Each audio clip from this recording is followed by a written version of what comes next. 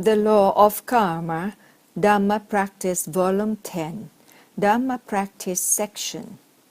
Sense Restraint, reading from the calendar, Wat Ampawan.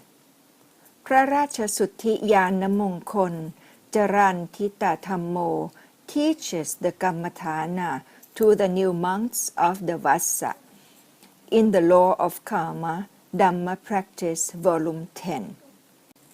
Sense Restraint by พระราชสุทธิญาณมงคล A temporary monk who ordains for a short time, such as 1 to 3 months, does not have enough time to study the doctrine and take the Dhamma scholar examination.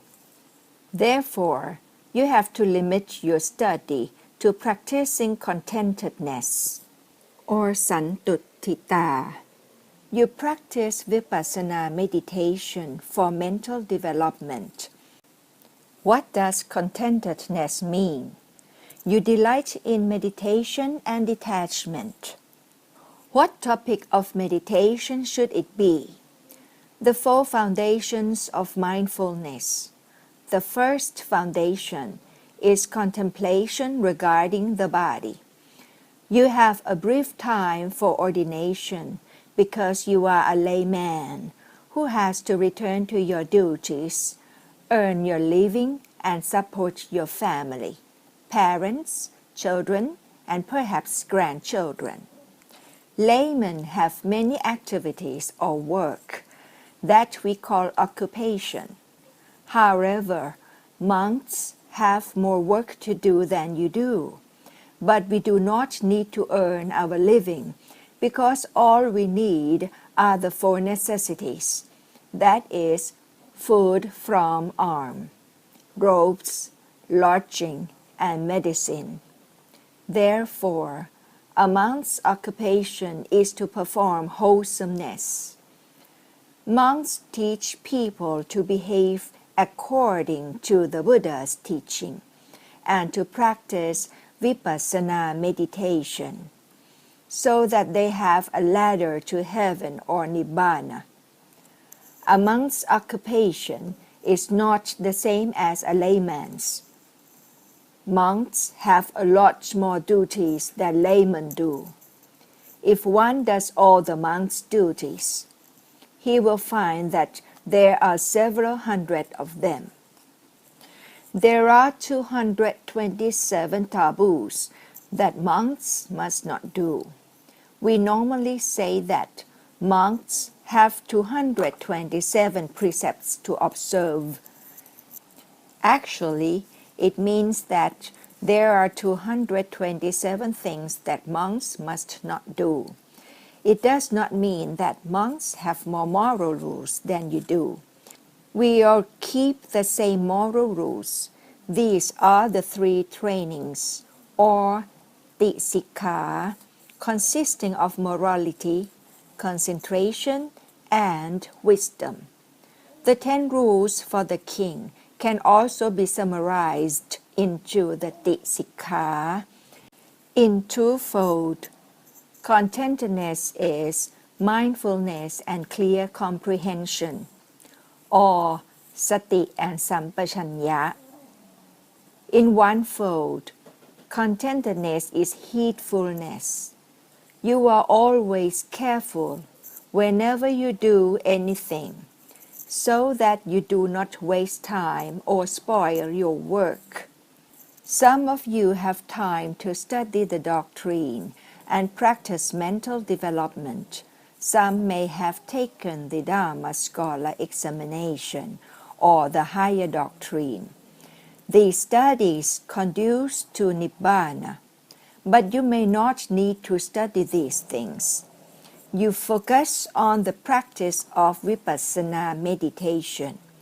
You are always aware of what you are doing, such as when standing, walking, sitting, lying down, turning your head, bending your arms, or stretching your legs.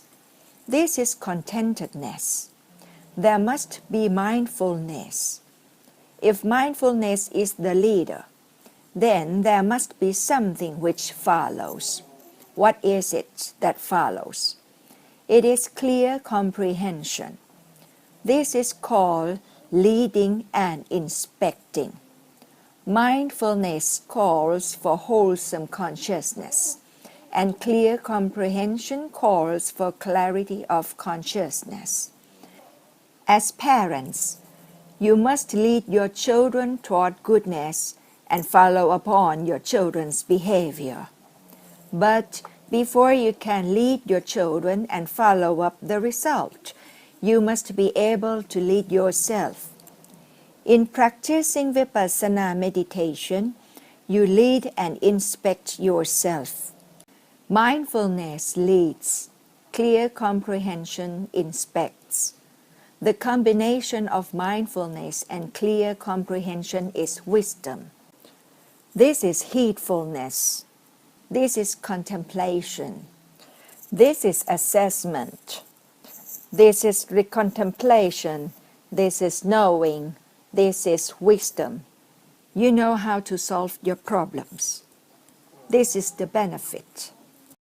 The Law of Karma, Dhamma Practice Volume 10, Dhamma Practice Section, Sense Restraint. Yesterday I explained it to you.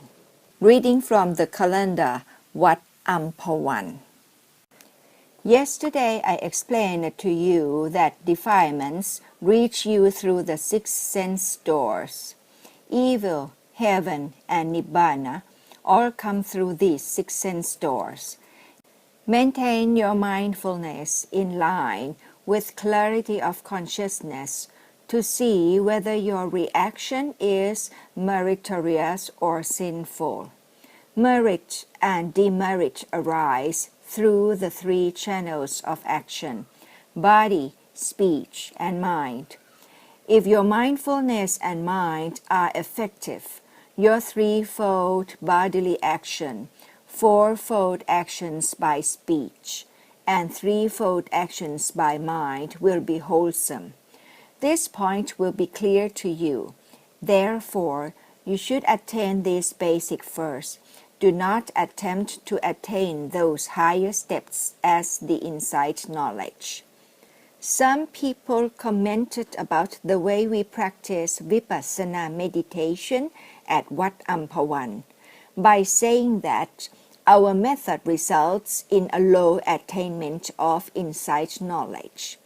They could go to another temple where they teach the 16 stages of insight knowledge. They could practice the 6-step walking meditation. I asked them to practice the rising and falling of the abdomen. What expands?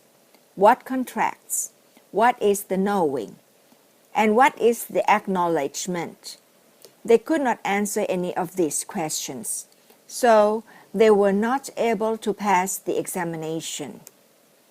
Painful nor, painful nor. When you acknowledge pain, you use mindfulness. When you acknowledge nor, you use clear comprehension in inspecting how painful it is. Clearly conscious of the pain, knowing, no nor, you come to realize the way things arise, remain, and cease. The painful feeling disappears. The mind is detached from the painful feeling. You truly understand the truth. When you perceive the truth, the mind flips over. Please remember carefully. If you have not perceived the truth, there is attachment still.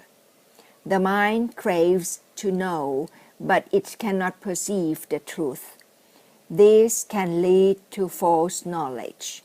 This is not a successful practice. Die if you must. For beginners, the pain seems intense. Oh, it is unbearable. Keep on acknowledging. Painful nor. Die if you must.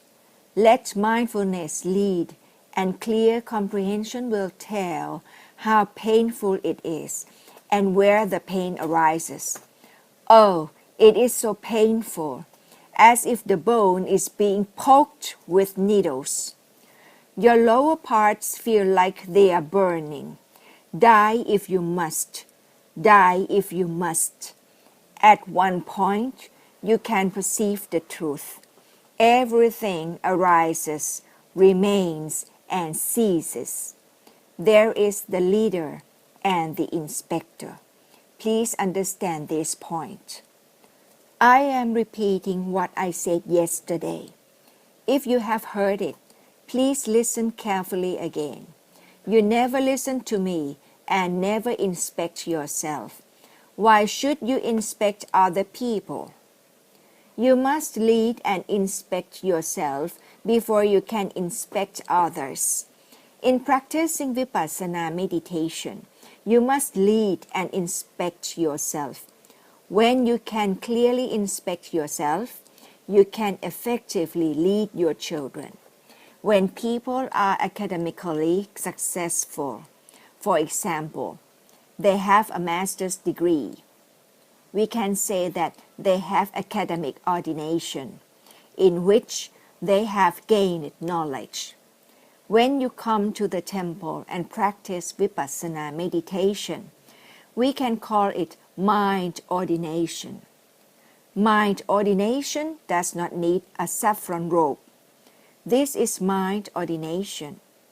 But you are ordained as a monk for the understanding of the causes and consequences, and for the knowing from the beginning to the end. This is called study-ordination. Study-ordination leads to the deliverance, or vimuti. To fulfill the study-ordination, you need to free yourself from avarice, or maccariya. You have to open yourself for more learning. If you do not study, you will not learn it. If you do not look, you will not see. If you do not listen, you will not hear. If you do not practice, you will not be able to perform. You will have difficulties and hardships until the end of your days. This will become clear to you.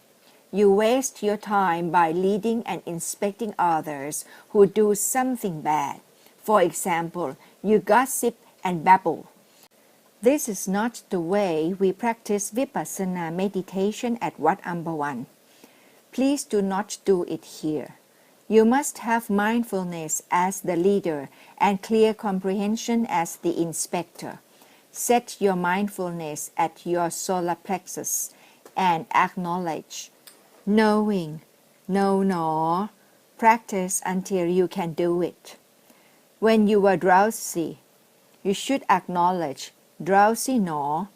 Acknowledging drowsy nor leads you to recollect the drowsy state. Sighting nor inspects how drowsy you are. Oh, you say you almost cannot bear it. Your eyes are barely open. Then you will realize the truth, no nor, and as you perceive the truth, the drowsiness ends. Drowsiness is sloth and torpor. They are defilements. In Pali, they are termed thina midda. As drowsiness disappears, you become wide awake, and you can keep on acknowledging.